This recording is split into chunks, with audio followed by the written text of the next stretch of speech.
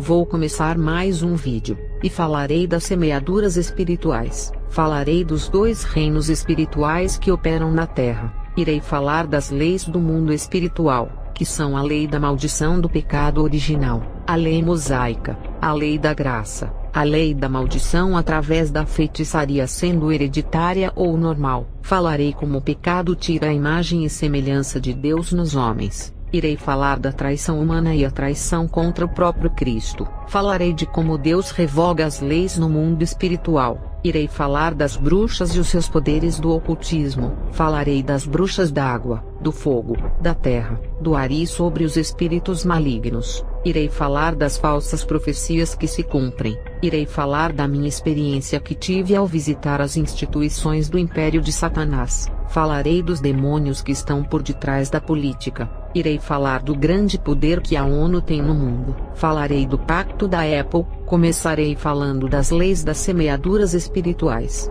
A lei da semeadura: alguém já plantou uma semente, e viu ela dar muitos frutos quando se tornou uma árvore. No mundo espiritual, o pecado é igual a uma semente que é plantada. Uma pessoa que mata, esquarteja e faz pacto com o diabo se tornou uma das piores pessoas do mundo. De repente essa pessoa se converte. Jesus apaga os seus pecados. O mundo espiritual que enxergava aquela pessoa como uma das piores, passa a ver como uma pessoa pura e justificada. Uma semente dá muitos frutos para o mundo espiritual. Uma pessoa que trabalhou para sustentar a sua família, deu boa educação e ainda ajudava as pessoas em suas necessidades. Essa pessoa morre e foi para o inferno por não aceitar a Jesus, e sofre grandes tormentos, porque essa pessoa está sofrendo tanto. Se era boa, ela plantou uma semente do mal no mundo espiritual. Essa semente é por não se converter, não reconhecer Jesus como seu Salvador. Essa única semente que ele plantou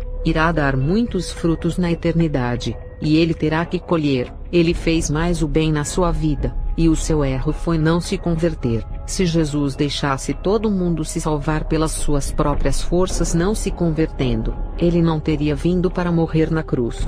Os seres humanos se exaltariam por praticarem o bem, e cometeriam o pecado por se engrandecerem. O que temos que entender, não é a bondade da pessoa que prevalece se esquecendo de Jesus. A questão é que herdamos a herança genética de Adão, e carregamos o seu sangue de pecado na nossa veia. Precisamos nos converter, para que o sangue de Cristo purifique a natureza de Adão em nós. Não há salvação sem a graça. Temos que nos converter para que a graça nos justifique. Por mais que vivamos uma vida separada do mundo, o mundo espiritual sempre irá achar falha em nós, por causa da herança de Adão. Mas se o sangue de Jesus cobrir essa falha, o mundo espiritual nos enxerga como perfeitos e não encontra falha. A lei da semeadura no mundo espiritual multiplica o castigo. Uma pessoa do coração bom que não faz mal a ninguém, e tem o vício do alcoolismo na qual ele se tornou vítima. Essa pessoa morre, e quando chega no inferno, sofre várias torturas como se fosse o pior assassino. Qual era o pecado desse homem para sofrer grandes torturas? Ele só era um alcoólatra. Essa única semente que ele plantou. O mundo espiritual enxerga o alcoolismo como algo do mal. Essa única semente do mal que a pessoa plantou, irá virar uma árvore, e dará muitos frutos que ele irá colher. Traduzindo, se ele morrer no alcoolismo, irá colher os tormentos. Uma pessoa que praticou apenas um pecado, ela não colherá uma tortura, mas várias torturas por aquele pecado. Uma pessoa que tem dois pecados, exemplo, o pecado do vício do cigarro e o pecado da prostituição, ao morrer, irá sofrer pelos dois pecados. Cada pecado é multiplicado por várias torturas. Exemplo, o pecado do vício do cigarro irá colher em multiplicação de torturas, e o pecado da prostituição colherá em multiplicação. Tudo no mundo espiritual é exagerado. Quando eu falei dos nossos sentidos que ficam muito aguçados, é porque o mundo espiritual os aumenta. Cada pecado equivale a várias torturas. Então, quanto mais pecados a pessoa tem, mais sofrerá. Exemplo, uma pessoa que cometeu 10 pecados, é só multiplicar cada pecado por 100 torturas. Cada pecado vale 100 tipos de torturas. A pessoa sofrerá 1000 tipos de torturas. Isso sem parar, e por toda a eternidade. No nosso mundo, As leis dos homens não irão dar o castigo justo por uma pessoa que tirou uma vida, o bem mais precioso. No Brasil, a pena para o homicídio é 20 anos. Com o bom comportamento diminui a pena, e a pessoa é livre. Qual é o preço de uma vida para a pessoa ter 20 anos de prisão? Uma vida tem um valor infinito. Primeiro, pelo sangue de Jesus que derramou por ela, e segundo, é a criação mais importante de Deus na terra. Ele criou a sua imagem e semelhança.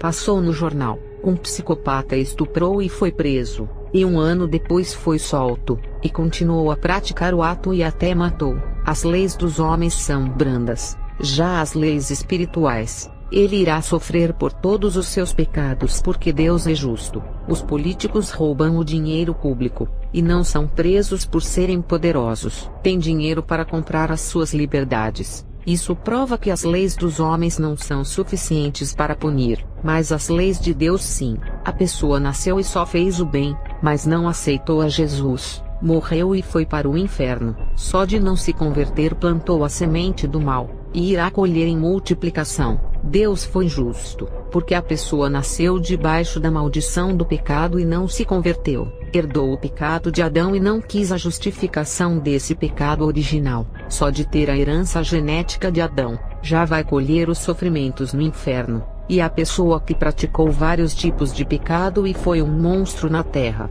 terá a mesma medida de sofrimento de uma pessoa boa que foi para o inferno por não aceitar a Jesus.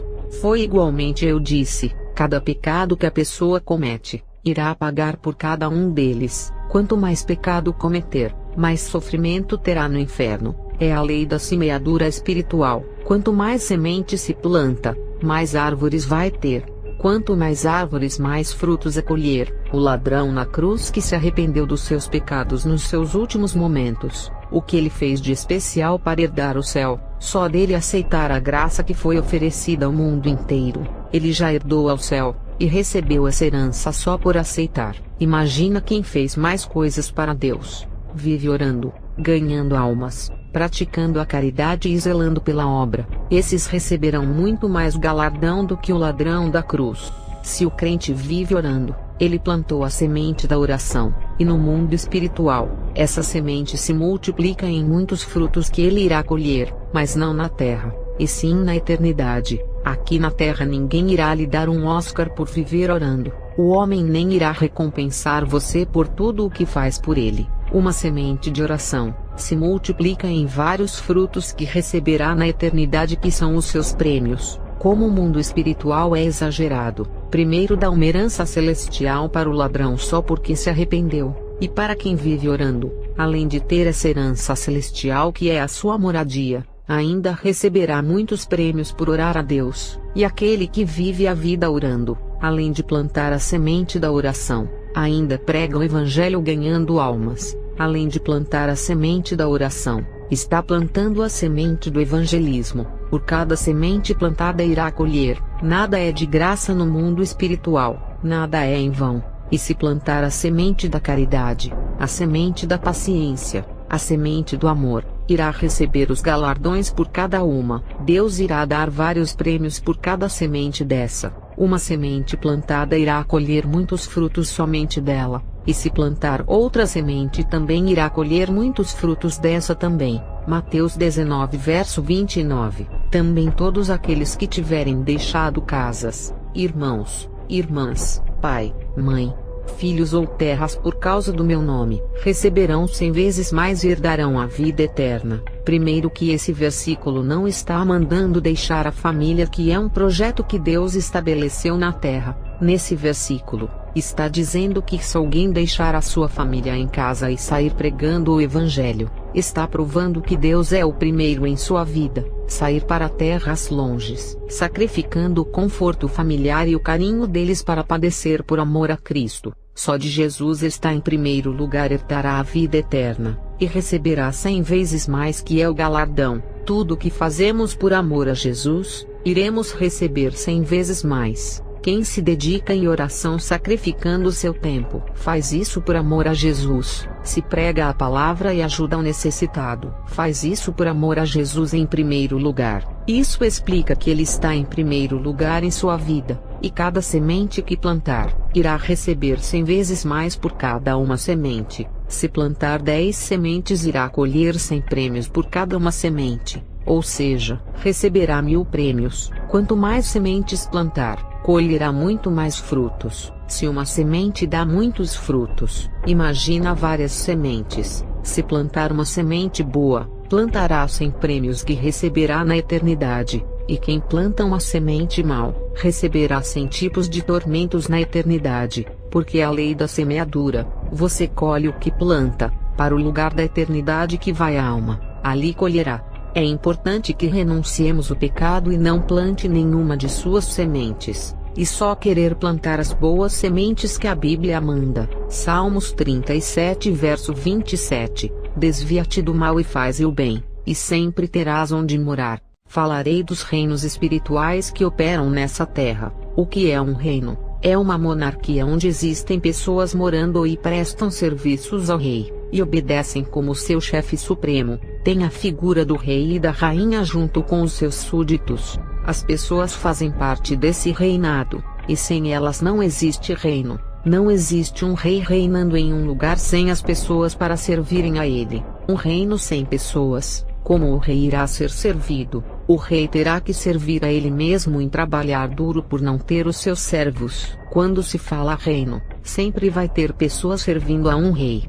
No mundo espiritual, existem 2 reinos apenas, não vários reinos iguais. Muitos dizem, a quantidade de religião em que cada uma tem o seu Deus, não significa que são caminhos diferentes e reinos diferentes. Todas essas religiões que não têm Jesus como centro, servem apenas um rei chamado Satanás. Não existe vários reis, assim como existe o bem e o mal, a luz e as trevas. Somente há 2 caminhos, o da esquerda e o da direita, o caminho largo e o estreito. Você tem 2 alternativas, ou escolhe a Jesus ou as religiões. Mateus 6 verso 24. Ninguém pode servir a 2 senhores, pois odiará um e amará o outro, ou se dedicará a um e desprezará o outro. As pessoas querem adorar imagens e também adorar a Jesus, querem servir aos seus deuses, guias, orixás e ainda servirem a Jesus o colocando no mesmo nível dessas imagens. Jesus não compartilha sua adoração a esses deuses,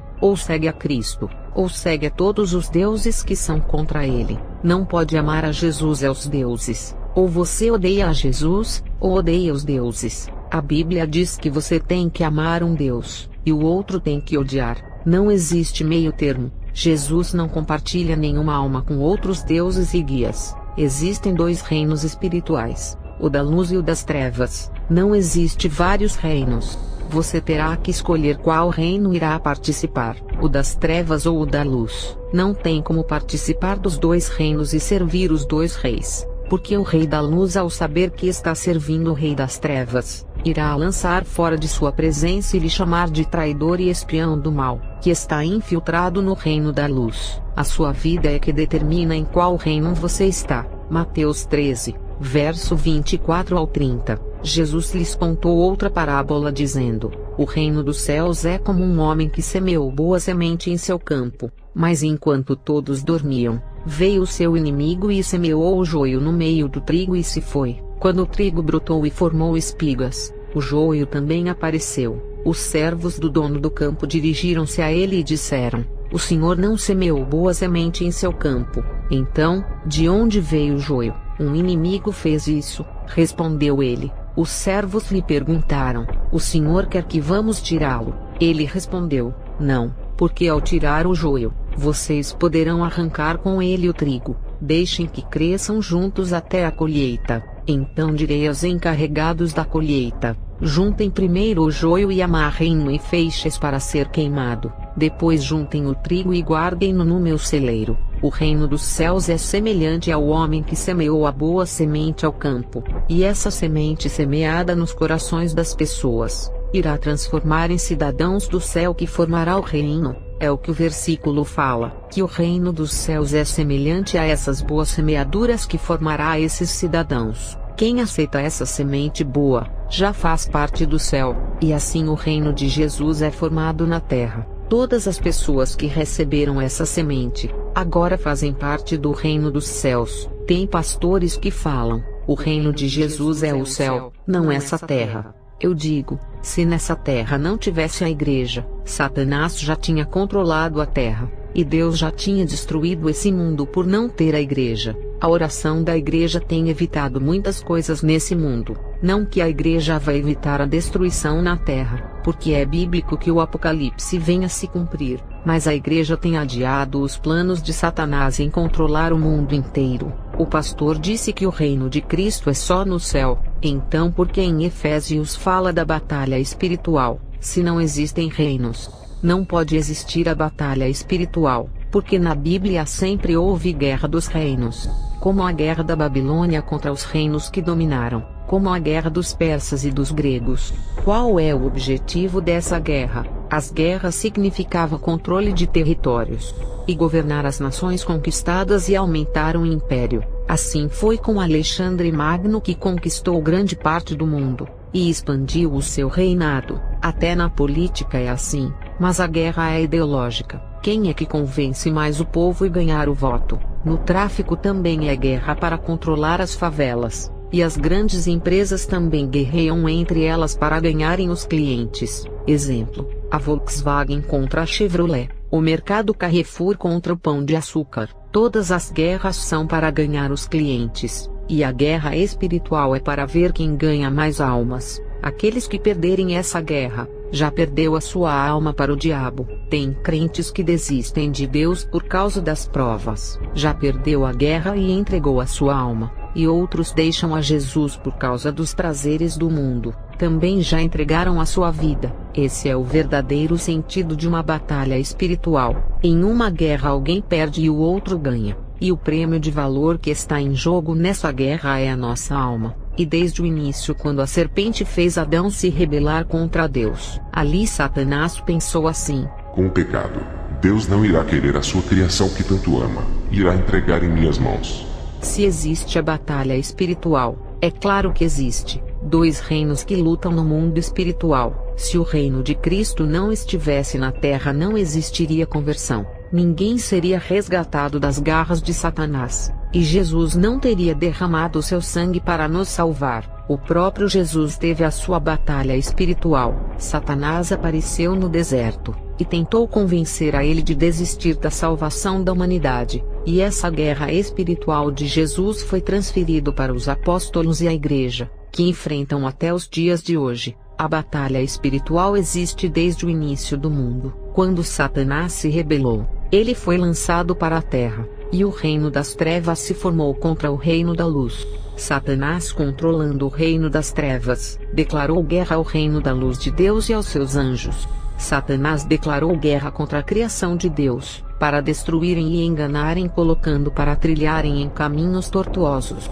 E todos que seguissem o reino da luz seriam perseguidos. E vários profetas foram perseguidos. E quando a igreja começou a existir, a guerra ficou pior, porque o povo de Israel não creu em Jesus e ficou contra ele. Só do povo de Israel não crer na salvação de Jesus, seus pecados não foram redimidos e perderam a guerra. O povo rejeitou o seu Jesus, dizendo: não aceitamos você como nosso rei. A partir daquele momento o rebanho perdeu o bom pastor, e as ovelhas sem quem os conduzissem se espalhou. Mateus 26 verso 31. Então Jesus lhes disse: ainda esta noite todos vocês me abandonarão, pois está escrito: ferirei o pastor, e as ovelhas do rebanho serão dispersas. Sem o bom pastor para conduzir os israelitas, eles ficaram como ovelhas sem o seu pastor, e ali Satanás assumiu essa vaga e passou a dirigir esse povo. E Jesus sem essas ovelhas, ele disse aos seus discípulos: vão por toda a terra e fazei discípulos para mim. Vocês são os responsáveis de formarem outro rebanho para eu ser o pastor. Jesus é o rei, e queria um povo para reinar espiritualmente na terra. O povo de Israel, que seria esse povo, o rejeitou. Mas Jesus preparou os 12 discípulos e disse: preguem para os gentios, quero todas as nações, tribos e de línguas diferentes no meu reino. A batalha espiritual do bem contra o mal nessa terra não pode acabar, porque um povo rebelde desistiu de mim. As nações que não são do povo de Israel serão o meu povo que batalhará nessa guerra espiritual em meu nome. Se o reino de Jesus não existisse na terra, Ele não teria escolhido os 12 discípulos e preparado para a batalha espiritual, se o reino de Jesus não tivesse na terra. Não existiria o seu exército na terra que arriscam as suas vidas para salvar as almas. Os guerreiros de Cristo oram pelos oprimidos, expulsam os demônios e libertam do cativeiro. Isso é a prova que o reino de Deus existe na terra, porque existem os seus representantes, aqueles que levam o nome de Jesus ao mundo inteiro e anunciam as boas novas, e cada pessoa que se converte já faz parte desse reino. Pai nosso que estais no céu, santificado seja o seu nome, venha a nós o seu reino. Jesus disse, venha a nós o seu reino. Ali começou a formação do reino da luz através da graça que seria derramada na cruz. O pastor que disse que o reino de Jesus está no céu, eu digo sim, esse reino nasce na terra com os guerreiros que lutam pela causa de Cristo, e quando morrem, irão para o céu, e Jesus governa o reino dos céus ao lado do Pai, e governa o reino da terra espiritualmente junto com os seus santos. Esse reino é espiritual, ele está governando através do mundo espiritual, usando os seus servos e livrando o seu povo. O seu Espírito Santo está capacitando, e as forças das trevas não prevalecem contra esse povo. A prova que o reino de Jesus está na terra somos nós. Lembre que a Nova Jerusalém que o apóstolo João viu descer do céu, não tem ninguém nela, mas para aquela cidade ser um reino, precisa que pessoas morem nela. Sem a presença dos santos, ainda será uma linda cidade deserta sem o seu rei assentado no trono. E quando o rei irá se assentar no trono dessa cidade, quando o seu povo que faz parte do reino da luz que está na terra,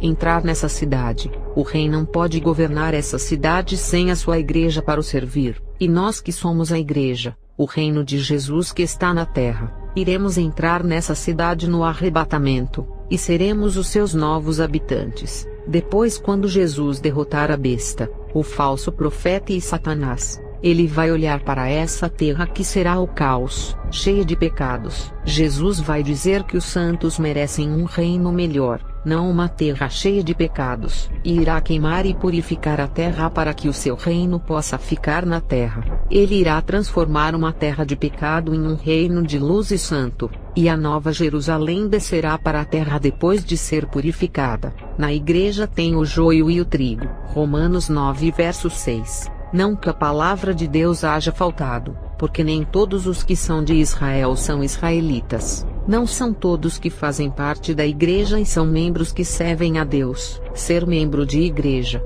é diferente de ser um servo temente a Deus. Em Mateus 3 verso 24 ao 30, diz que o inimigo se aproveitou que os servos de Deus dormiram e semearam o joio, heresias, maçonaria e formadores de grupos para se rebelarem contra as autoridades levantadas por Deus são muitos. O joio foi semeado nos corações dessas pessoas, e transformaram em pessoas más, porque existe uma batalha espiritual dentro das igrejas, membros querendo destruir o ministério dos outros, porque alguém de dentro da igreja deixou o seu coração ser semeado pelo joio, e os que se deixaram semear por esse joio maligno fazem parte do reino das trevas, e dentro da igreja de Deus, existe uma batalha espiritual do reino das trevas contra o reino da luz. Já não existem igrejas em que a maioria vivia em santidade igual antigamente. O reino da luz é formado com os anjos, e a igreja de Deus tendo Jesus como o rei,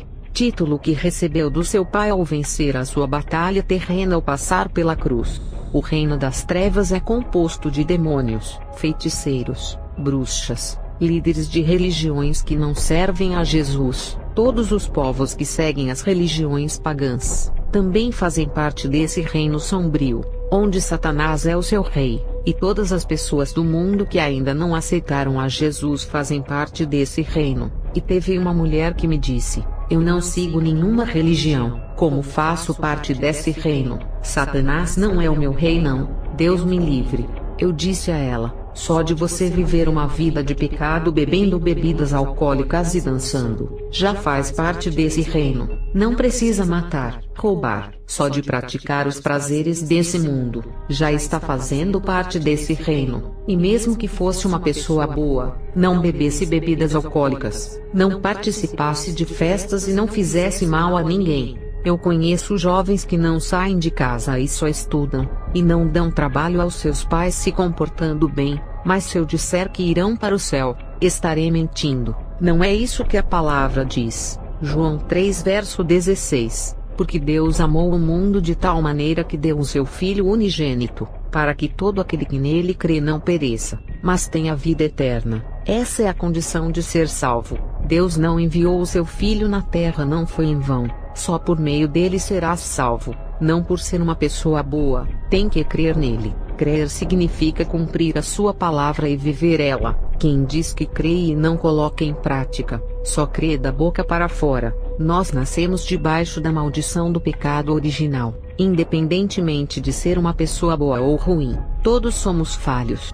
E temos a natureza de pecado que precisa desse sangue para redimir, purificar e cobrir desse pecado. Uma pessoa boa que faz o bem, pode ir para o inferno só porque herdou o pecado original de Adão. Por isso que a conversão é necessária, para que a graça nos livre da condenação. Mesmo que a pessoa seja boa, sem ela querer que Satanás seja o seu rei, ele será por não estar debaixo da graça. Entendam uma coisa. O mundo espiritual não enxerga bondade. Ele sabe que ninguém pode se salvar sem o sangue redentor de Jesus. Ninguém entra no céu se não for por esse sangue poderoso. Ninguém vai ao Pai a não ser por ele. O mundo espiritual enxerga uma pessoa boa que não recebeu a graça como um integrante do reino de Satanás. E se essa pessoa morrer, o mundo espiritual irá abrir um buraco negro para a alma dela entrar. Quando uma pessoa redimida morre, aparece uma luz forte diante dela. O mundo espiritual julga uma pessoa boa que não foi redimida, colocando-a no mesmo patamar de um assassino que matou 50 pessoas. Para esse mundo são pecadores não importando o grau do pecado. Não existem pecados pequenos e grandes. Todos irão para o inferno, e ali no inferno, cada um colherá o mal que plantou. Quem plantou mais maldade irá colher mais sofrimento. Esse papel de julgamento, quem fez coisas piores cabe ao inferno julgar, que dará a punição a cada um segundo as obras que praticou na terra. O joio do mal foi semeado na terra inteira. Os prazeres desse mundo são o joio. As falsas religiões pagãs, que pregam outros deuses e têm as suas filosofias, também semeiam o joio de seus ensinos. As seitas semeiam o seu joio de heresias. Igrejas da prosperidade que usam um versículo da Bíblia e mentem para manipularem, também estão semeando a mentira. A televisão, redes sociais, gamers que ensinam a violência, o sexo e a morte, são uma forma de joio, e canais evangélicos que ensinam o povo a contender e odiar o seu próximo, é uma forma de semear o joio da discórdia. Formar partidos religiosos são os que plantam o joio da divisão, e o joio é uma semente do mal que se multiplica. Se alguém semeou um joio, irá colher muitos deles na eternidade em forma de castigo. Falarei das leis do mundo espiritual, que é a lei da graça, a lei da maldição do pecado original, e a lei da maldição do ocultismo e a lei mosaica. Esse conjunto de leis fazem parte do mundo espiritual. A primeira lei que vou falar é a maldição do pecado original de Adão. Uma mulher pediu oração, porque disse que a sua família estava se destruindo, e ela disse que era maldição hereditária. Todos da sua família não tinham sorte na vida sentimental, nas empresas não passavam de 3 meses e viviam bebendo e usando drogas. Eu apresentei essa família a Deus, porque tenho orado por famílias amaldiçoadas, e Deus tem quebrado o mal. O anjo que acompanha o meu ministério e vai para onde eu vou, tem seguido os meus passos. Ele com a sua espada desembainhada tem cortado toda obra de maldição. Quando eu oro, o anjo desmancha o mal. É claro que quando a maldição é quebrada, eu falo para eles se converterem para não voltar. Quando eu orava por essa mulher e a sua família, Deus revelou que não era maldição hereditária igual ela afirmou. Pensei que fosse uma obra de magia negra, e fiz uma campanha de 7 dias de oração em casa para essa família, e nada mudou nessa família, e um mês depois, as coisas ficaram piores. Eu clamei a Deus e pedi uma resposta, porque o mal não foi quebrado, e o Senhor me disse: não existe magia negra e nenhum ritual de bruxaria para destruir essa família. O mal que está destruindo a família é o pecado. Eles praticam as piores abominações que abrem muitas legalidades em suas vidas. É por causa disso que os demônios estão destruindo a família inteira. E o pecado é a pior maldição que existe, porque foi originada no Jardim do Éden. Para essa maldição, não há oração que venha quebrar, a não ser pelo meu sangue. Qualquer maldição hereditária ou ritual de bruxaria para destruir uma pessoa pode ser quebrada na oração, mas o pecado não pode ser quebrado com a oração de alguém, a não ser pela conversão da própria pessoa. Diga para essa família rebelde que suas orações não podem eliminar o pecado da vida deles, mas eles podem fechar as portas da legalidade se convertendo a mim. Eu passei uma mensagem para a mulher que pediu para orar pela sua família, e apresentei a solução para os seus problemas. Deuteronômio 30 verso 19. Os céus e a terra são testemunhas contra vós, e a vida e a morte, a bênção e a maldição estão diante de vós. Escolha pois a vida, para que vivas tu e a tua descendência. Esse versículo fala que a vida eterna com as bênçãos são colocadas diante de nós. E também é colocada a morte e a maldição diante de nós, e diz para escolher qual deles queremos. Os céus e a terra são testemunhas quando escolhemos o caminho a seguir. O mundo espiritual sabe quem é luz e quem é trevas. Aquela mulher tinha uma escolha a fazer. No momento em que Deus me mandou entregar a mensagem, através de sua conversão, Deus iria converter a sua família, usando-a como instrumento de conversão no lar. Deus quer fazer dela uma coluna e uma referência familiar para que toda a sua família venha olhar para ela, e ver a transformação que Deus fez em sua vida e se converterem. Mas essa mulher rejeitou o convite, preferindo ficar vivendo uma vida bebendo, fumando cigarro e dançando forró nos bares. E até hoje a sua família vive uma vida de maldição por causa dos pecados. Nem tudo é por causa dos feitiços de magia negra que destrói. Às vezes é o pecado que é muito cruel na vida de quem não quer deixá-lo e o enterrar. Falarei como o pecado tira a imagem de Deus nos homens e coloca outras imagens. O pecado pode colocar a imagem de Adão e também dos animais. Eu já tive visão em que os demônios enforcavam os jovens nas festas matando asfixiados. Demônios tiravam a noção de direção da mente do jovem. Ele se esquecia de como dirigia e batia o carro. Vi na visão um jovem sair da festa e um demônio possuir o seu corpo, e fazia ele se lançar na parede. E esses jovens não morreram por estarem embriagados. E na visão eu fiquei assustada, e orei a Deus dizendo: porque os demônios estão destruindo as vidas desses jovens. E o Senhor me revelou que era por causa do pecado. Deus está irado com essa juventude. O Senhor me disse: eu os entreguei às suas próprias vontades, e deixei os demônios fazerem o que quiserem. Eles escolheram praticar o mal.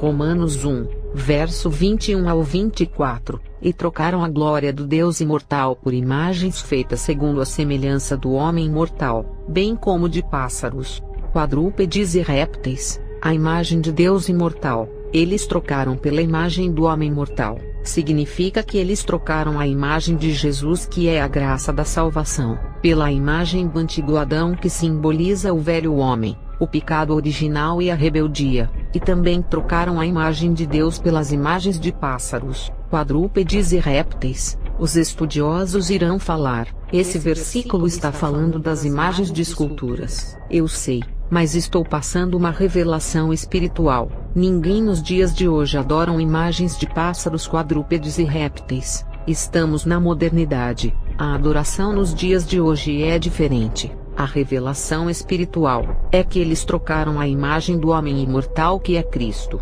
pelas imagens desses animais. Tenho visto no mundo espiritual demônios com rosto de aves e corpos humanos. Também aqueles com rostos quadrúpedes como cavalo, touro, lobo e outros.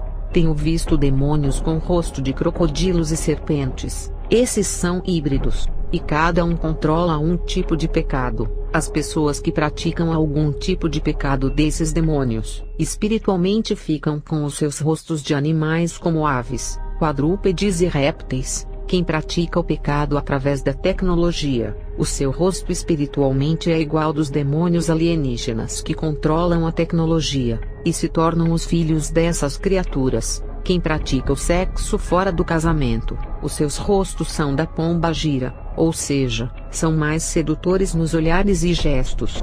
E ainda aprendem tudo com a sua líder. No mundo espiritual é assim: praticou o pecado daquele demônio, aprendeu com ele, então se tornou um filho que herdou o rosto dele e as suas características, porque o filho sempre irá ter o rosto do pai. 1 João 3 verso 10. Nisto são manifestos os filhos de Deus e os filhos do diabo. Qualquer que não pratica a justiça e não ama seu irmão, não é de Deus. Interpretarei esse versículo: os filhos herdam os rostos dos seus pais e ficam parecidos com eles em suas obras. Os filhos de Deus praticam a justiça, que é viver a palavra. A justiça justifica os crentes e os deixam justos. A palavra justo, justiça e justificar têm o mesmo sentido. Os filhos do diabo não praticam a justiça, que significa não viver a palavra, e se não viver a palavra, não podem ser justificados por ela. Sem viver a palavra não pode ser justo. Os filhos do diabo não amam o seu irmão, por isso não são de Deus. É o que está dizendo em 1 João 3 verso 10. Se não ama a imagem de Deus criada na terra, que é o seu próximo, como pode ser de Deus se odeia a imagem dele?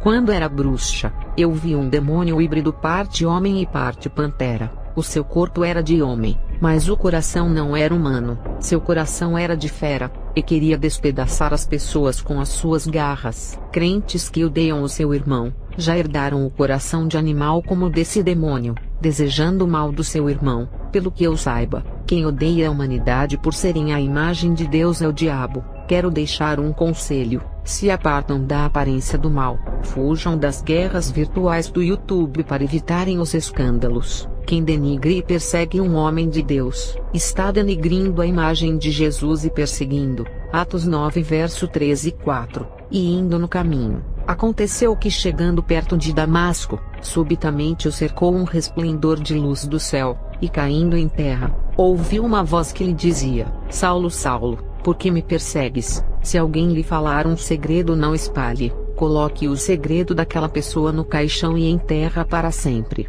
Nunca comente com ninguém para evitar os escândalos. Voltando a falar dos filhos de Deus e do diabo, no mundo espiritual, os que servem a Deus têm as imagens de Jesus em seus rostos.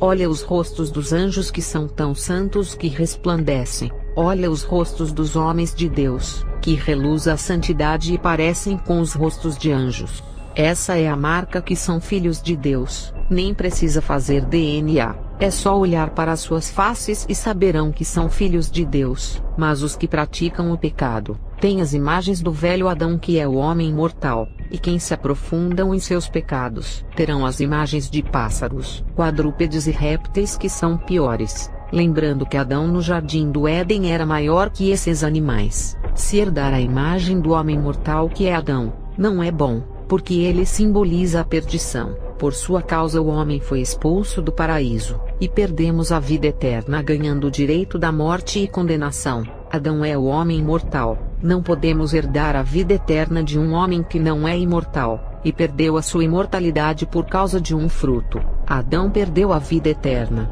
e não pode lhe dar aquilo que nem ele tem. Um homem que fracassou, não podemos ter a sua imagem em nosso rosto, mas se não abandonarmos o pecado teremos a imagem dele, porque os filhos sempre herdam a aparência do seu pai. Quem é filho de Adão, herdará o seu pecado original e perderá a salvação. A imagem dos pássaros, quadrúpedes e répteis, que são piores do que a de Adão, que era superior entre as criações de Deus. Quem herdar as imagens desses animais, ficam irracionais, porque o pecado cega, e quanto mais se afunda nele, mais irracional fica, e faz muitas coisas que uma criança não faria. O pecado deixa pior do que uma criança sem o juízo na cabeça e irracional. Herdar as imagens de animais é se tornar feroz, mau, sem coração e venenoso. Olha o tanto de homens matando o outro. Perderam o juízo ao praticarem essas coisas, ao destruírem as suas vidas. Pessoas matando nas formas mais brutas, esquartejando o seu próximo e arrancando os membros, iguais os muçulmanos fazem. São animais ferozes que perderam a imagem de Jesus. a imagem do homem imortal, a imagem de Jesus que nos redimiu para que tenhamos essa imagem.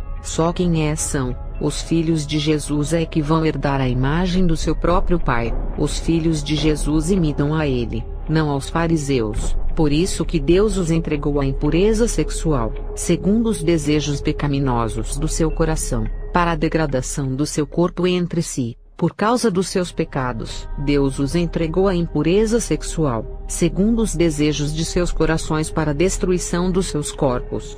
Quando orei a Deus perguntando por que os demônios estavam matando os jovens, Deus me revelou que entregou essa geração de jovens rebeldes aos seus pecados, deixando-os ao domínio dos demônios. No verso 25 de Romanos 1, trocaram a verdade de Deus pela mentira, e adoraram e serviram a coisas e seres criados em lugar do Criador, que é bendito para sempre. Eles trocaram o caminho da verdade pelo caminho da mentira, e escolheram a servirem as coisas desse mundo, que são os prazeres, e também a servir os seres criados, que são os demônios. Não esqueça que eles foram os anjos que Deus criou e expulsou do céu. No verso 26, por causa disso Deus os entregou a paixões vergonhosas. Até suas mulheres trocaram suas relações sexuais naturais por outras contrárias à natureza. É o que tem nesses bailes funk, e outros lugares de festas com ritmos diferentes. É mulher com mulher, tudo ao contrário da natureza que Deus criou, e todas as práticas de sexo contrário à natureza, que são sexo anal, oral, orgias e surubas, tudo ao contrário à natureza. No verso 27, da mesma forma, os homens também abandonaram as relações naturais com as mulheres, e se inflamaram de paixão uns pelos outros, começaram a cometer atos indecentes, homens com homens, e receberam em si mesmos o castigo merecido pela sua perversão. Fala de homem com homem nessas festas de bebedeira, é o que mais se encontra. No verso 28, além do mais, visto que desprezaram o conhecimento de Deus, ele os entregou a uma disposição mental reprovável para praticarem o que não deviam. Essas pessoas que hoje estão nesses bailes de prostituição, um dia já foram na igreja e desprezaram em conhecer a verdade. A palavra entrou no ouvido direito e saiu pelo esquerdo. Esses se entregaram a uma disposição mental reprovável, que significa que se entregaram ao controle de uma mente cheia de imoralidade, cheia de fantasia decorada pelo pecado, uma mente doente espiritualmente, que é estar distante de ser a mente de Cristo, e através dessa mente irão praticar o que não deve, aquilo que não agrada a Deus. Esses que já ouviram a palavra e não quiseram seguir, os seus dias são abreviados a cada pecado que praticam. O mundo espiritual está tirando os anos que poderiam viver mais pela frente, e a morte se aproxima. Junto com o pecado vêm as enfermidades. Se o salário do pecado é a morte, ele mesmo traz as enfermidades para ceifar as vidas e levar ao inferno. O pecado condena. Não se esqueça, a punição pelos atos de infração irá vir. O pecado que se multiplicou hoje, começou lá atrás através da legalidade de Adão. O princípio da legalidade surgiu com o fruto do bem e do mal, que apresentou dois caminhos para o homem escolher, e através de sua consciência do certo e do errado, e mesmo os homens escolhendo serem retos, eles não tinham nenhum escrito divino para os orientar. Estou me referindo aos escritos da lei mosaica, porque segundo os estudiosos, Enoque escreveu as suas revelações e Melquisedeque também, mas são escrituras de revelações, mais escritura de lei para combater o pecado. A lei mosaica foi a primeira, e sem uma lei para colocar freio no pecado, alguns homens de Deus cometeram pecados pela falta de conhecimento. É o caso de Noé, que amaldiçoou o seu próprio filho. Abraão, o pai da fé, mentiu para o rei do Egito dizendo que Sara não era sua esposa, e Jacó enganou o seu próprio pai, e passou para trás o seu irmão, por não ter uma escrita de leis que combate o pecado na época dos patriarcas. Deus começou a se revelar através dos sonhos, visões, fogo, terremoto, água, e a sua voz ecoava do céu. Deus falava face a face com alguns patriarcas que caminhavam reto diante dele. Falarei sobre a maldição hereditária ou normal lançada através da feitiçaria. Tem pessoas que, ao colocarem em sua empresa, traz tanta maldição com ele que a própria pessoa que o ajudou por ter misericórdia termina saindo. Isso aconteceu com um amigo do meu filho que também é um cristão. Falarei da lei da maldição. Existem duas leis da maldição: aquela que a pessoa foi atacada por feitiço, e também a maldição porque a pessoa não é convertida. Talvez a pessoa não foi enfeitiçada, mas não se converteu e está debaixo da lei do pecado original de Adão, que também é uma maldição que condena a pessoa ao inferno. E além da pessoa carregar essa maldição, ainda é atacada por feitiços e se torna 2 vezes maldita. Se o crente não viver a palavra, ficará debaixo da lei da maldição do pecado de Adão, e ainda pode ser atacado por feitiços e ficar pior. O rapaz amigo do meu filho viu um rapaz mendigando na rua pedindo dinheiro, e conseguiu colocar o rapaz na empresa onde trabalha. E o amigo do meu filho com uma semana ficou desanimado com o trabalho e saiu da empresa. Eu orei por esse jovem para tentar entender como uma pessoa faz caridade a outra pessoa, e ao invés de ser abençoado ainda mais em seu trabalho subindo de cargo, preferiu sair sem a empresa mandá-lo embora. E Deus me revelou que esse ex-morador de rua foi feito um ritual para ele ficar na miséria. Ele tinha tudo como casa, carro, esposa e filhos, e o feitiço o fez abandonar a sua casa e viver morando na rua pedindo esmola. E esse jovem, ao ajudar, ele interferiu no feitiço de magia, e os demônios se voltaram contra ele e o atacaram com dardos de desânimo. Esse rapaz não era de oração e não tinha as armaduras de Deus. Ele foi bombardeado e saiu da empresa. E o rapaz que entrou na empresa, todo mundo pensou que iria se levantar financeiramente e ter tudo de volta.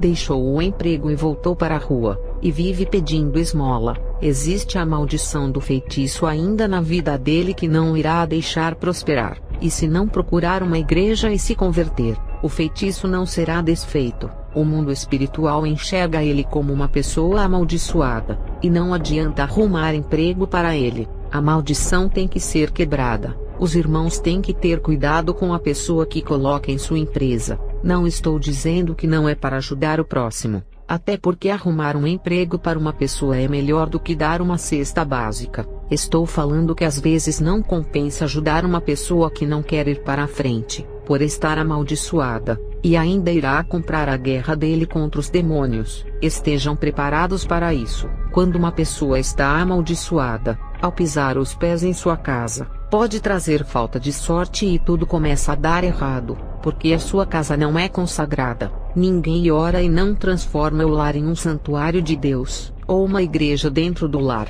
e ainda os moradores não estão revestidos e foram contaminados pela maldição. Eu me lembro que uma irmã visitou a minha casa, e as rosas do vaso morreram e o meu gato ficou doente. Eu tive que orar pelo meu gato para não morrer, e orei pela minha casa para que a maldição não contaminasse mais ninguém. Quando orei a Deus, Ele me disse que a maldição não acertou em mim por eu estar revestida, mas a energia negativa circulou em minha casa e eu tive que afastar com as minhas orações. O meu esposo e meus 2 filhos não estavam em casa e escaparam desses dardos. Na época não eram convertidos. Tem pessoas que, independentes de serem crentes ou não, carregam maldição em suas vidas, e aonde colocam os seus pés, deixam até os demônios de suas vidas nos lares. Eu não sei se aquela irmã foi atingida por um feitiço de maldição, ou se a inveja dela fez as minhas rosas morrerem e o meu gato ficar doente. Enfim, não orei a Deus para saber o que foi o motivo desses acontecimentos, mas essa irmã vivia uma vida morna diante de Deus, por isso carregava maldição sobre ela, esse tipo de maldição que faz as plantas morrerem. Eu me lembro que algumas bruxas da floresta ao praticarem rituais dentro das florestas, as suas magias eram tão malditas, que a vegetação que estava em sua volta morria todas. Falarei da lei mosaica. A lei mosaica só veio para orientar sobre uma lista de pecados que não podiam fazer, porque sacrifício animal não justificou ninguém. Todos erravam, e tinham que sacrificar um animal para aplacar a ira de Deus. A lei foi boa naquela época para frear o pecado, e fazer os transgressores ficarem com a sua consciência pesada e se arrependerem dos seus pecados. A lei acusava os praticantes, não justificava os seus atos, provando que as pessoas eram miseráveis e que precisavam de um redentor. A lei do Antigo Testamento começou com essa aliança,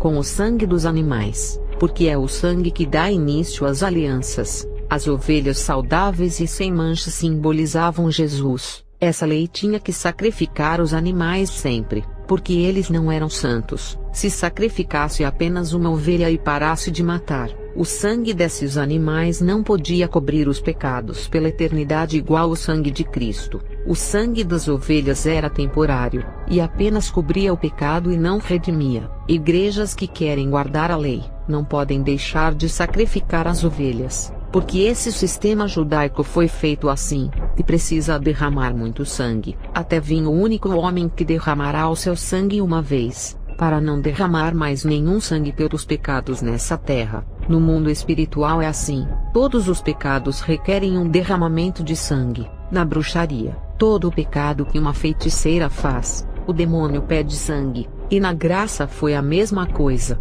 Jesus se sacrificou, e o seu sangue deu início a uma nova aliança, e quem insiste em seguir o antigo sistema, está debaixo do sangue de animais que não salva. Quem insiste nessa antiga aliança, rejeita a nova e o sangue do Redentor. Não tem como seguir as duas alianças, ou segue uma ou segue a outra. A do Antigo Testamento perdeu a validade na cruz do Calvário. Gálatas 3 versos 10, 13 e 17. Pois todos os que são obras da lei estão debaixo de maldição, porque maldito é aquele que não consiga praticar todos os mandamentos sem quebrar. João 1 verso 17. A lei foi dada ao intermédio de Moisés, mas a graça e a verdade vieram através de Jesus Cristo. João 5 verso 45. Não penseis que não acusareis diante do Pai. Quem vos acusa é Moisés, em quem tendes depositado a vossa esperança. João 3 verso 17. Deus enviou o seu Filho amado para não condenar o mundo, mas que o mundo fosse salvo por meio dele. A lei leva o mundo ao juízo, por apontar as transgressões do povo, enquanto Jesus veio para salvar, e não para condenar. O homem é quem escolhe o seu caminho. Romanos 3, verso 19 e 20. Ora, sabemos que tudo o que fala a lei, é para quem está sobre o domínio dela, fazendo esses se calarem, condenando o povo deixando ao juízo de Deus. João 12 verso 47. Se alguém ouvir as minhas palavras e não obedecer a elas, eu não julgo porque vim para salvar. A lei acusa e Jesus defende, ele é o advogado. Hoje em dia, tem um monte de crentes na internet que apontam os outros e julgam. Mateus 18 verso 11. Ele veio para salvar os perdidos, e não para condenar ninguém. 1 João 4 verso 14. E vimos e testemunhamos que o Pai enviou o seu Filho para ser o Salvador do mundo, não para condenar ninguém. 1 Timóteo 2, versos 5 e 6. Porque há um só Deus, e um só mediador entre Deus e o ser humano, Cristo Jesus. Não é a lei mosaica, não é placa denominacional e nem pastor que é mediador entre Deus e os homens. A igreja é aquela que levará o ímpio até o mediador, e o pastor é aquele que vai orientar o povo a servir o mediador. Mas a Bíblia, que representa o próprio Jesus, guia os passos, porque nela contém a vida eterna. Romanos 5, verso 20 e 21. A lei foi feita para que a transgressão fosse apontada acusando os pecadores, mas a graça foi maior do que as acusações da lei. Quem faz o papel da lei em acusar são os crentes de Satanás. Leia Apocalipse 12 verso 10. Fala que Satanás acusa os crentes, e no livro de Jó 2 verso 5, o próprio Jó é acusado por Satanás. E a internet está cheia de crentes imitando essas obras malignas e julgando os outros. 1 João 2 verso 1. Fala que Jesus é o nosso advogado que defende a nossa vida dos acusadores. Falarei da lei da graça, que também é chamada de lei do amor. Deus cria leis e desfaz as leis. Ele é o criador do universo. Ele criou a lei mosaica do Antigo Testamento e depois invalidou essa lei, e criou a lei cristocêntrica do Novo Testamento. Jesus desfez a antiga aliança através do seu corpo, ao oferecer como uma ovelha pura ao sacrifício de redenção. Uma nova lei entrou no mundo com apenas 2 mandamentos. Marcos 12 verso 29 ao 31. E Jesus respondeu-lhe: o primeiro de todos os mandamentos é: ouve Israel, o Senhor nosso Deus é o único Senhor. Amarás, pois, ao Senhor teu Deus de todo o teu coração, e de toda a tua alma, e de todo o teu entendimento, e de todas as tuas forças. Este é o primeiro mandamento, e o segundo semelhante a este é: amarás o teu próximo como a ti mesmo. Não há outro mandamento maior do que estes. Quem ama a Deus não peca. Quem ama a Deus renuncia ao mundo.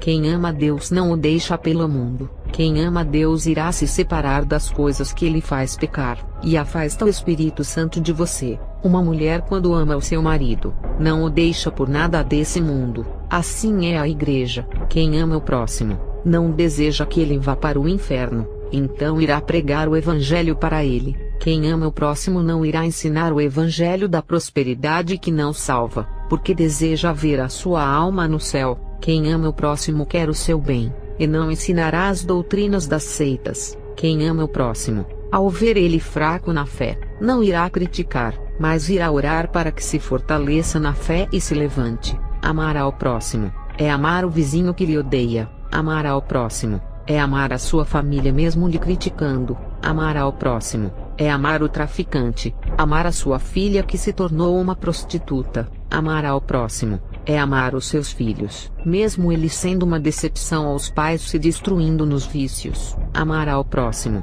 é honrar o seu pai e a sua mãe para que vivam, porque quem não honra a mãe que gerou a sua vida, e o pai que também participou de sua geração, pois sem ele a sua mãe não engravidaria. Êxodo 20 verso 12. Honra teu pai e tua mãe, a fim de que tenhas vida longa na terra, que o Senhor o teu Deus te dá. O mundo espiritual reconhece essa lei, e os filhos que não honram os seus pais, morrem mais cedo. Quem ama o próximo, ao ver ele caído ao chão, irá estender as mãos para o levantar. Quem ama o próximo, ao ver caído ao chão e ferido, colocará remédios em sua ferida. Lucas 10, verso 25 ao 37. E eis que se levantou um certo doutor da lei, tentando-o dizendo: Mestre, que farei para herdar a vida eterna? E ele lhe disse: Que está escrito na lei, como lês? E respondendo ele disse: Amarás ao Senhor teu Deus de todo o teu coração, e de toda a tua alma, e de todas as tuas forças,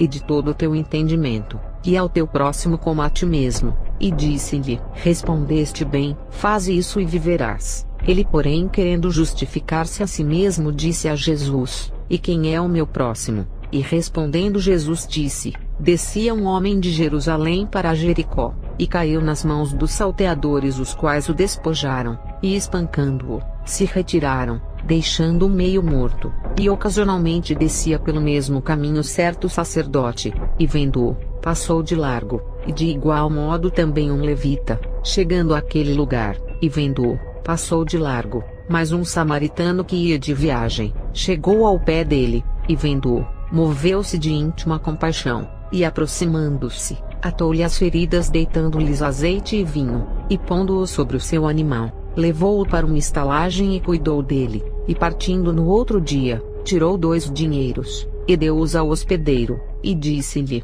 Cuida dele, e tudo o que demais gastares eu te pagarei quando voltar. Qual, pois, destes 3 te parece que foi o próximo daquele que caiu nas mãos dos salteadores? E ele disse: O que usou de misericórdia para com ele. Disse, pois, Jesus: Vai, e faze da mesma maneira. Amar ao próximo é vê-lo precisando de comida e lhe dar uma cesta básica. Amar ao próximo é ver um morador de rua passando frio e levar um cobertor e um travesseiro. Amar ao próximo é levar uma palavra de conforto e salvação para quem está no presídio ou internado no leito de um hospital. Amar ao próximo é doar roupas para quem não tem. Mateus 25 verso 35 ao 45. Porque tive fome e destes-me de comer, tive sede e destes-me de beber, era estrangeiro, e hospedastes-me, estava nu, e vestistes-me, adoeci, e visitastes-me, estive na prisão,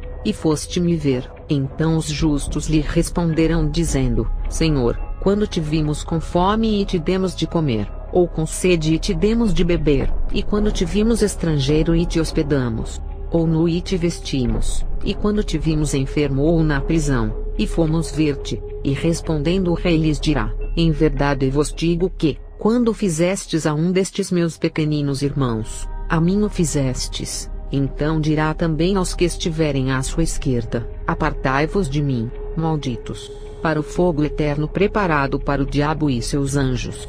Porque tive fome e não me destes de comer, tive sede e não me destes de beber, sendo estrangeiro não me recolhestes, estando nu não me vestistes, e enfermo e na prisão não me visitastes. Então eles também lhe responderão dizendo: Senhor, quando te vimos com fome, ou com sede, ou estrangeiro, ou nu, ou enfermo, ou na prisão, e não te servimos? Então lhes responderá dizendo: Em verdade vos digo que, quando a um destes pequeninos o não fizestes, não o fizestes a mim. Amar a Deus e ao próximo como a ti mesmo é a graça, porque Jesus se entregou na cruz por amor. A graça que não nos deixará perecer no inferno é um ato de amor. Esse foi os 2 mandamentos que Jesus aprovou da antiga aliança. Não adianta fazer igual a essas seitas, que lhe obriga a observar os 10 mandamentos e um monte de coisas. Jesus simplificou isso e disse: o amor, isso já é o suficiente para se salvar. Sem o amor a Deus não se salvará. Sem o amor ao próximo não se salvará. A graça é amor. Jesus nos amou primeiro. E por que não podemos amar quem nos ofendeu? Jesus amou até o fim um povo que lhe odiou e que mandou crucificá-lo, e mesmo assim ofereceu a salvação. E quem somos nós para não perdoar ninguém, se o homem que não cometeu nenhum pecado e tinha todo o direito de amaldiçoar aquele povo e não fez? Mateus 26 verso 20 ao 29. Ao anoitecer, Jesus estava reclinado à mesa com os 12, e enquanto estavam comendo ele disse: Digo-lhes que certamente um de vocês me trairá. Eles ficaram muito tristes, e começaram a dizer-lhe um após outro: Com certeza não sou eu, Senhor. Afirmou Jesus: Aquele que comeu comigo do mesmo prato há de me trair. O Filho do Homem vai, como está escrito a seu respeito. Mas ai daquele que trai o Filho do Homem, melhor lhe seria não haver nascido. Então Judas, que haveria de traí-lo, disse: Com certeza não sou eu, mestre. Jesus afirmou: Sim, é você. Enquanto comiam, Jesus tomou o pão, deu graças, partiu-o, e o deu aos seus discípulos dizendo: Tomem e comam, isto é o meu corpo. Em seguida tomou o cálice, deu graças e o ofereceu aos discípulos dizendo: Bebam dele todos vocês, isto é o meu sangue da aliança que é derramado em favor de muitos para perdão de pecados.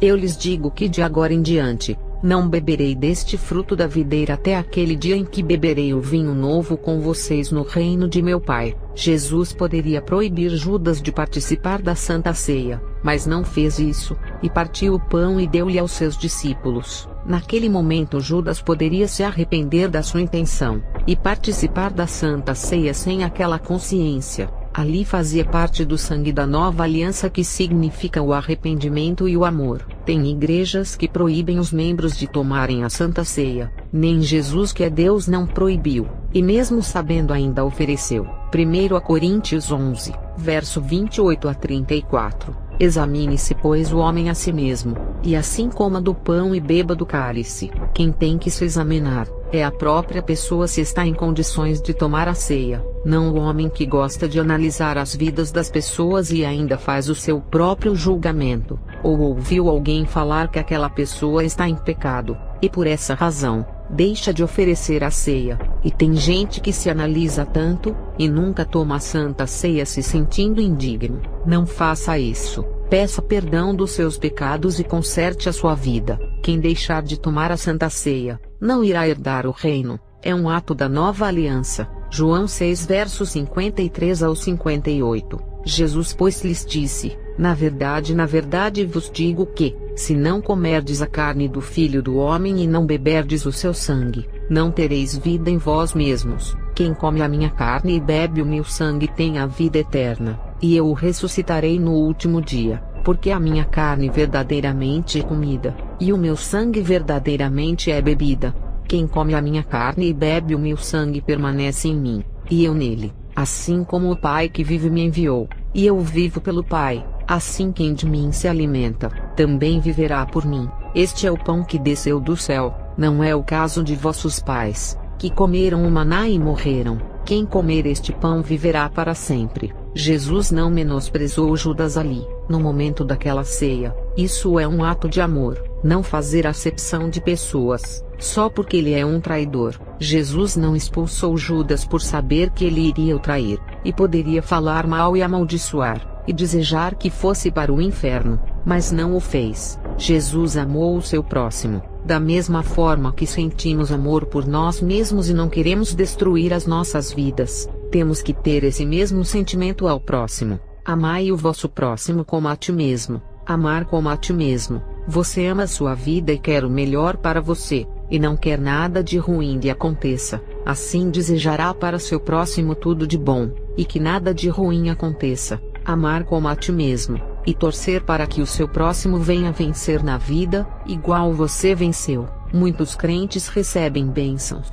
Deus lhe ajuda a comprar carro e casa, mas esses crentes não querem que Deus faça na vida de outros irmãos, e ficam torcendo para que os irmãos não saiam da prova. E quando o irmão sai da prova e começa a conquistar as coisas na terra, e ser abençoado da mesma maneira que Deus abençoou o outro irmão, aquele irmão que foi abençoado fica com dor de cotovelo, e fica incomodado porque o irmão conseguiu. Isso se chama egoísmo, e não faz parte do amor ao próximo. Tem pastores que são tão usados pelos dons, e quando um simples membro começa a ser usado da mesma maneira, o pastor fica incomodado e começa a rivalizar com o membro, e tenta barrar o ministério do irmão deixando-o no banco, e não dá oportunidade para ele pregar. O Espírito Santo usa quem ele quer, desde o pastor até o simples porteiro que ninguém dá nada por ele. Se o irmão, por mais simples que seja, é usado tremendamente, é porque ele se preparou para isso em oração.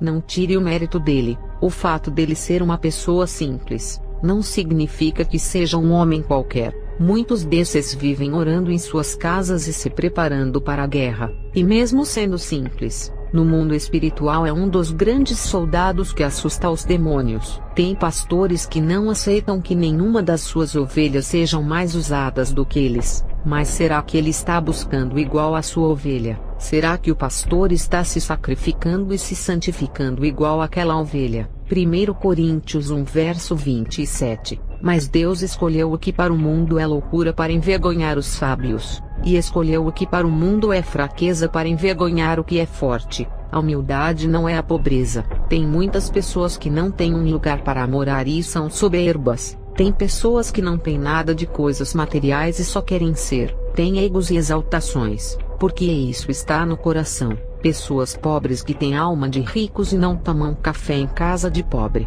e até nojo tem. Eu já conheci pessoas ricas, donos de empresas que são humildes e nunca se desfizeram de mim e do meu esposo por sermos pobres. A humildade não é pobreza, é um estado de espírito, a simplicidade que vem do coração. Seja simples igual uma pomba, não desfaça de ninguém. Na igreja está cheio de crentes que ficam desfazendo do irmão, só porque se veste com roupas velhas, mas não compra um par de roupas novas, ou pedir para os irmãos fazerem uma vaquinha para arrecadarem dinheiro, para comprarem alimentação e roupas que é essencial. Na igreja, os crentes se desfazem daquele irmão só porque não tem cargo na igreja e não dá nada. Talvez aquele irmão é um profeta por buscar a Deus em casa. A igreja não dá cargo, porque eles têm os homens que escolhem segundo os seus critérios de quem dá mais ofertas, e aqueles que têm o maior dízimo. Esses são considerados grandes por terem os maiores cargos. O mundo espiritual não os enxerga como grandes. Eles compraram esses cargos na igreja pelo dinheiro. E tem aqueles irmãos que não têm nenhum dom de Deus, nem em línguas estranhas falam, mas são humildes e têm boa recepção recebendo os visitantes bem. Esses são menosprezados e nem são considerados homens de Deus por não serem usados. Mas esses homens têm qualidades por serem humildes e por receberem as pessoas bem, por provarem que estão satisfeitos com a presença dos visitantes. Isso é amor, e digo que eles são salvos, porque dons são armas de guerras e não salvam ninguém. Tem muitos pastores cheios de egos porque são usados pelos dons, e tropeçam em suas próprias soberbas igual Lúcifer que caiu por ser grande, o maior entre os anjos. 1 Coríntios 13, verso 1 ao 2. Ainda que eu falasse as línguas dos homens e dos anjos, e não tivesse amor, seria como o metal que soa ou como o sino que tine. E ainda que tivesse o dom de profecia, e conhecesse todos os mistérios e toda a ciência, e ainda que tivesse toda a fé, de maneira tal que transportasse os montes e não tivesse amor, nada seria. Você pode ter todos os dons da Bíblia, mas sem o amor nada adiantaria, porque o amor é o dom maior, e foi expressado na cruz do Calvário. A graça é um ato de salvação por amor. A lei que vivemos hoje se chama a lei do amor, que foi instaurada no Novo Testamento. Quem critica, gosta de debate, não tem misericórdia, não perdoa, não reconcilia com o seu irmão, não tem amor. Quem faz todas essas coisas de criticar e apontar o erro, é quem se sente maior e melhor do que o seu irmão. Esse tal não tem humildade no espírito.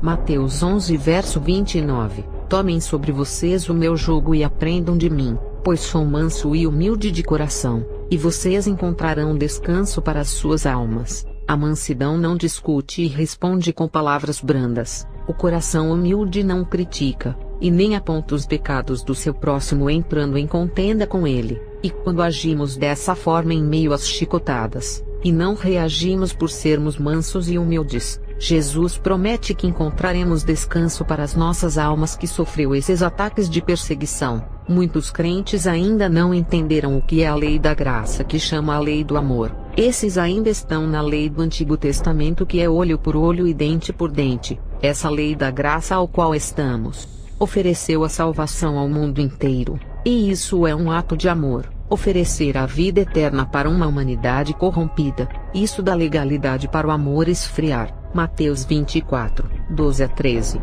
E por se multiplicar a iniquidade, o amor de muitos esfriará, mas aquele que perseverar até ao fim, esse será salvo. Os ímpios que destroem as suas vidas nos vícios das bebidas e drogas, antes de vocês amarem alguém, têm que amar as suas vidas primeiro. Amai ao próximo como a ti mesmo. Se não se amam, nunca poderá amar o próximo se estão destruindo vocês próprios. Não têm amor pelas suas vidas e destroem os seus corpos.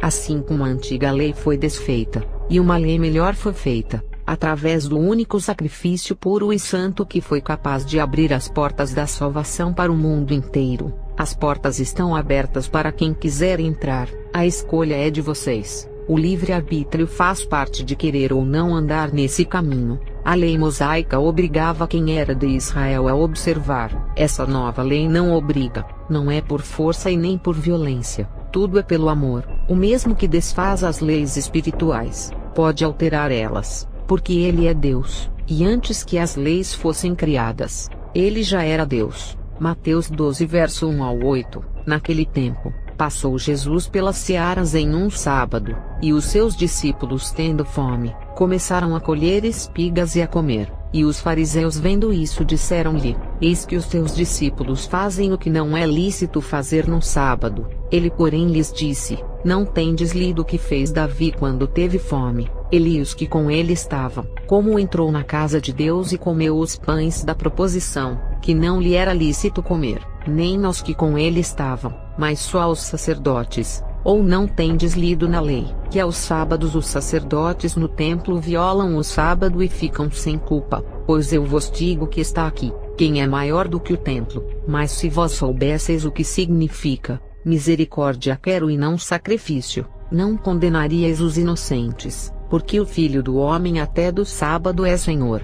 Tentaram condenar o nosso Jesus pelo sábado. Ele disse: Eu sou o Senhor do sábado. Se ele é o Senhor do sábado, ele pode fazer aquilo que quiser. Ele pode desfazer as leis, pois é Deus e não peca. Ele pode desfazer as próprias leis que ele criou e fazer outras leis. Ele não pode ir contra a sua lei, mas pode mudar ela por estar acima das leis que criou e revelou à humanidade. Deus revelou a antiga lei a Moisés e escreveu nas tábuas, e revelou a lei nova inspirando o apóstolo Paulo em suas cartas e os outros discípulos.